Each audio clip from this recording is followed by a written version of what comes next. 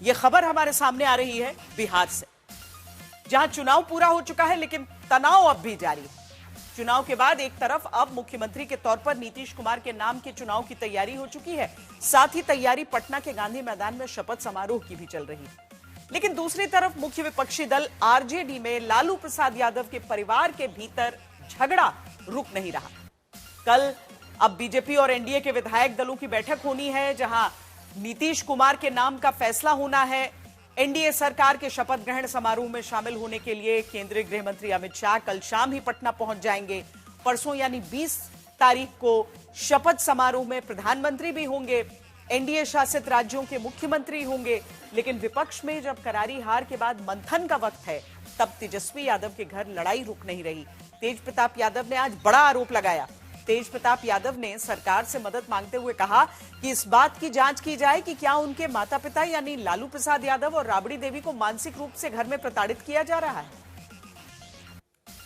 बिहार से आई एक तस्वीर की भी आज खूब चर्चा हो रही है। यह तस्वीर है बिहार के 10वीं बार मुख्यमंत्री बन रहे नीतीश कुमार और उनके बेटे निशांत कुमार की। तस्वीर में दोनों पिता पुत्र गले मिलकर जीत का जश्न मना रहे हैं। नीतीश कुमार को चुनावी रैलियों में यह कहते हुए खूब सुना गया कि पीएम मोदी की तरह उनका भी कोई पारिवारिक सदस्य राजनीति में नहीं है। ऐसा कहकर नीतीश ने लालू यादव पर खूब हमला किया, जिनके घर की लड़ाई रुक नहीं रही। लालू प्रसाद यादव के घर में झगड़े को 4 दिन हो चुके हैं। रोहिणी आचार्य ने आज फिर तेजस्वी समर्थकों पर हमला किया। रोहिणी आचार्य ने तेजस्वी यादव पर वार करते हुए कहा कि जब किडनी देने की बात आई तो बेटा भाग गया। वहीं तेज प्रताप यादव ने प्रधानमंत्री मोदी, अमित शाह और बिहार सरकार से लालू प्रसाद और राबड़ी देवी के मानसिक उत्पीड़न की आशंका जताते हुए स्वतंत्र जांच कराने की मांग की। मोदी क्या है? मोदी कोई चीज है क्या? ये नरेंद्र मोदी आजकल परिवारवाद पर हमला कर रहे हैं। अरे भाई तुम बताओ ना कि तुमको क्यों परिवार में कोई संतान नहीं तुमको हुआ, बताओ। साल भर पहले की बात है जब लालू प्रसाद यादव ने सरेआम प्रधानमंत्री पर परिवार के बहाने निजी हमला किया। पीएम की निजता का हनन करते हुए अपने परिवारवाद को सही ठहराया। लेकिन समय का चक्र देखिए, जिस परिवार को बचाने के लिए लालू प्रसाद यादव ने राजनीति की मर्यादा को तार तार किया, उसी परिवार ने उन्हें अब लाचार कर दिया। लालू प्रसाद यादव के घर के झगड़े के सड़क पर आने के बाद यह हंगामा पटना में हुआ।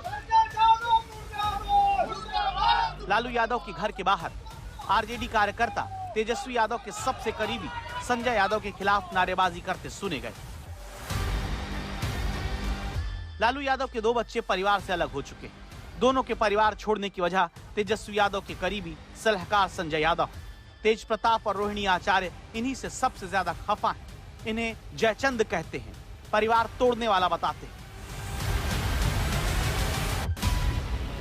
आरजेडी की चुनावी हार के बाद लालू परिवार का घमासान गली चौराहों की बहस का हिस्सा बन चुका है, जिसमें सबसे ज्यादा चर्चा रोहिणी आचार्य के दावों को लेकर है। बेटियों के लगातार अपने पिता के घर को छोड़कर जाने को लेकर हो रहे दावों पर है। लालू परिवार में कलह के बीच उनकी दोनों छोटी बेटियां लक्ष्मी और चंदा यादव दिल्ली रवाना होते हुए पटना एयरपोर्ट पर दिखी। इससे पहले लालू प्रसाद यादव की दूसरी बड़ी बेटी रोहिणी आचार्य रोते हुए पटना छोड़कर जाती दिखी। वो तस्वीर सब लोग देख चुके हैं। उसके बाद से लगातार ये कहा जा रहा कि जिस बेटी ने अपने पिता को किडनी दी, उनको ही बुरा भला कहकर घर से भगा दिया गया। तेजस्वी यादव के समर्थक, पटना के कुछ नेता, कार्यकर्ता और कुछ पत्रकार रोहिणी आचार्य को बुरा भला कह रहे हैं। पिछले 3 दिन से रोहिणी आचार्य लगातार तेजस्वी यादव के समर्थकों के निशाने पर हैं। उन्हें सोशल मीडिया पर ट्रोल किया जा रहा है। अलग अलग डिबेट में उनके खिलाफ कई तरह की बातें कही जा रही हैं। तेजस्वी के समर्थकों का तर्क है कि शादीशुदा महिला को मायके में नहीं रहना चाहिए, बल्कि अपने पति के घर में रहना चाहिए। तेजस्वी के समर्थक रोहिणी के लिए कह रहे हैं कि शादीशुदा महिला को पर्व त्योहार या किसी कार्यक्रम में ही मायके आना चाहिए। रोहिणी यादव की लालू को किडनी देने के तर्क पर तेजस्वी के समर्थक कह रहे हैं कि लालू यादव को किडनी देने के लिए तो करोड़ों लोग थे, कोई भी दे देता। रोहिणी आचार्य ने तेजस्वी यादव के तमाम ऐसे समर्थकों को जवाब दिया है। रोहिणी ने एक ऑडियो पोस्ट किया जिसमें उन्होंने तेजस्वी यादव के समर्थक एक स्वतंत्र पत्रकार को जमकर फटकार लगाई। रोहिणी ने इन पत्रकार से फोन पर हुई बातचीत को रिकॉर्ड करके पोस्ट भी कर दिया। बेटियों को बोलिएगा, आप अपनी बहन को बोलिएगा, आप अपनी माँ को बोलिएगा, आप अपनी बहू को बोलिएगा, आप इस बेटी का जिम्मा नहीं लिए हैं।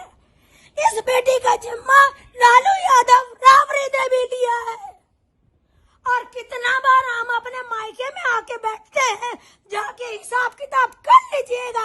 आपकी तरह घटिया आदमी नहीं है, समझे? अच्छा ठीक। हम अपने पति के घर में बैठते हैं, माँ बाप जब जब बुलाया है तब गए। इस बार भी आपका बॉस लीडर तेजस्वी यादव बुलाया था, तब हम गए थे। जा करके रजिस्टर मेंटेन में कर लीजिएगा सुधार। कितना दिन रोहिणी आचार्य कितना साल तक बैठती है? दरअसल शनिवार को जब रोहिणी आचार्य ने अपने पिता लालू प्रसाद का घर छोड़ा तो उसी दिन लालू परिवार में हुए झगड़े की बात दुनिया के सामने आई। उसी दिन ये बात भी सामने आई कि तेजस्वी यादव ने अपनी बहन रोहिणी आचार्य से घर छोड़कर अपने पति के घर जाने के लिए कहा और पूछा कि वो आखिर मायके में क्यों बैठी हुई है। उसी दिन से तेजस्वी यादव के समर्थक यह नैरेटिव चलाने लगे कि शादी के बाद एक लड़की को अपने पति के घर में ही रहना चाहिए और आज उसी का जवाब रोहिणी आचार्य ने दिया है। रोहिणी आचार्य से लगातार किडनी वाला सवाल भी हो रहा है। तेजस्वी के कुछ समर्थकों का तर्क है कि लालू प्रसाद यादव को कोई भी किडनी दे देता, करोड़ों लोग सामने आ जाते। ऐसे लोगों को भी रोहिणी आचार्य ने जवाब दिया है। शादीशुदा औरत लोग का क्या काम है, ये तो आप बहुत अच्छा से बता दिए। मायके में नहीं बैठना चाहिए। आप ये क्यों नहीं पूछे कि शादीशुदा औरत का हिम्मत कैसे हुआ अपने बाप को किडनी देने का? बताइए। बेटा का है नहीं दिया, बेटा का है नहीं दिया, आप बताइए इसका जवाब। ये रोहिणी आचार्य पूछ रही है।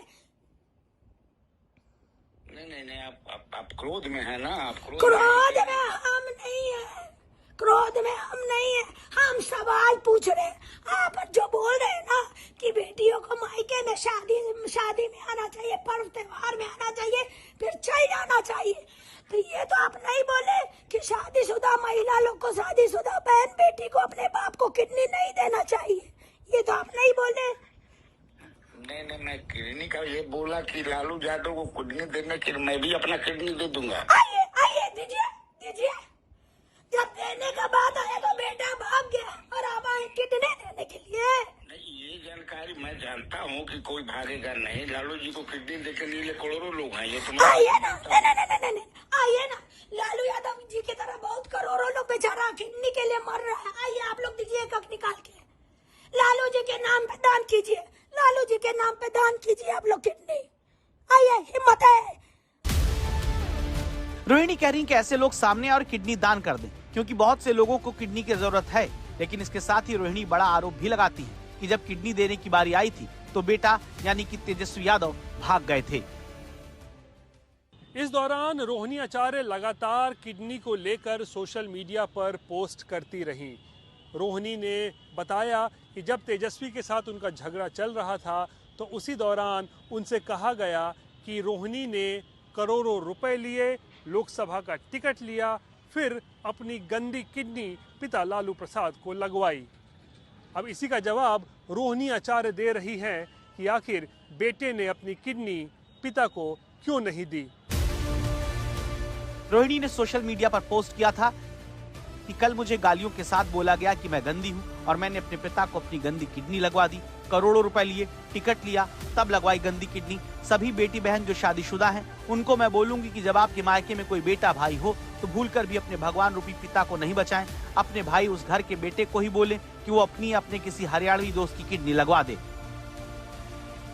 रोहिणी आचार्य ने ऐसे ही तेजस्वी के समर्थकों को निशाने पर नहीं लिया है। वो जानती हैं कि उनका पक्ष भी सामने आना चाहिए और उनकी बातों को उनके भाई तेजस्वी भी सुनेंगे। लेकिन हैरानी इस बात की है कि रोहिणी आचार्य इतनी बड़ी बड़ी बातें कर रही हैं और लालू प्रसाद यादव चुप्पी साधे हुए हैं। एक बोतल खून देने का हिम्मत नहीं है यहाँ पे बकवास करने के लिए। आप तो गुस्सा में है इसलिए गुस्साएंगे। अभी आपको खींच करके लाएंगे। आप मीडिया के सामने आइए, हमसे बात कीजिए। हिम्मत है हमसे बहस करने का? आइए बात कीजिए। और मैं आपसे बस नहीं कर सकता। नहीं बात कर सकते ना, क्या कि मूड नहीं है आपको। आप आपको शर्म, आपकी माँ को शर्म आ रहा होगा आप जैसा घटिया बेटा पैदा करने के लिए। आपके घर में जो बहू होगी वो शर्म आ रहा होगा उसको। आप चूंकि गुस्सा में है, फिर बाद में बतियाइएगा। बाद में बतियाने लायक आप लोग नहीं है, आपको भगवान जी का ऊपर थप्पड़ पड़ेगा। ठीक है।